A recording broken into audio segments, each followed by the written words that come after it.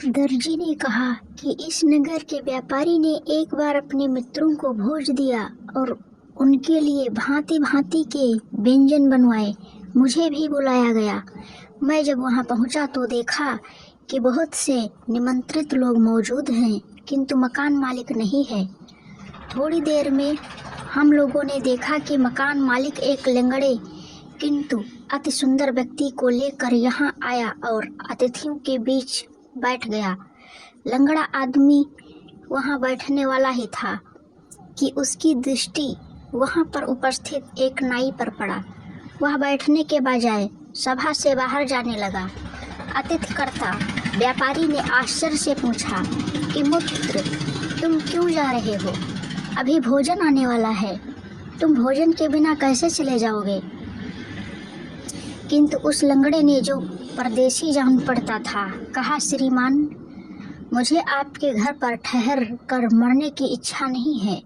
मैं इस मनहूस नाई का मुंह नहीं देखना चाहता जिसे आपने अपनी दावत में बुलाया है। मुझे जाने ही दीजिए।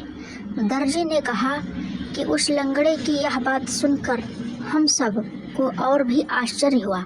हमारी समझ में नहीं आ रहा था कि उस नाई से उस लंगड़े की इतनी नाराजगी किस कारण हो सकती है। हम लोग उत्सुकतावश उस लंगड़े के चारों ओर जमा हो गए और पूछने लगे कि क्या बात है। उस लंगड़े ने कहा, मित्रों, मैं इस कमबख्त नाई के कारण लंगड़ा हुआ हूँ और इसके कारण अन्य विपत्तियाँ भी झेली हैं। मैंने प्रण किया था कि न केवल इसका मुंह ना देखूंगा, बल्कि यह जहाँ रहेगा वहाँ रहूंगा भी नहीं। मैं बगदाद का रहने वाला हूँ।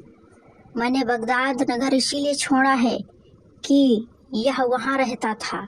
अपने नगर को छोड़कर मैं यहाँ आया, लेकिन यह मेरी जान का दुश्मन यहाँ भी मौजूद है। इसलिए अब मैं इस सभा या इस नगर में बिल्कुल नहीं ठहर सकता। मुझे आप लोग क्षमा करें। मुझे यह देश छोड़ना पड़ेगा, वरना यह दुष्ट ना जाने मेरी क्या क्या दुर्गति करेगा। यह कहकर लंगड़ा अतिथि गृह स्वामी की अनुमति के बगैर ही सभा से बाहर जाने लगा। हम लोगों ने उसे दौड़कर रोका और दूसरे मकान में ले जाकर भोजन कराया। फिर गृह स्वामी ने कहा, कृपा पूर्वक हमें यह बताइए कि इस नाई ने आपके साथ क्या दुष्टता की है। वह बड़ी मुश्किल से यह कहानी कहने को तैयार हुआ, लेकिन कहानी सुनाते समय नाई की ओर पीठ करके बैठ गया।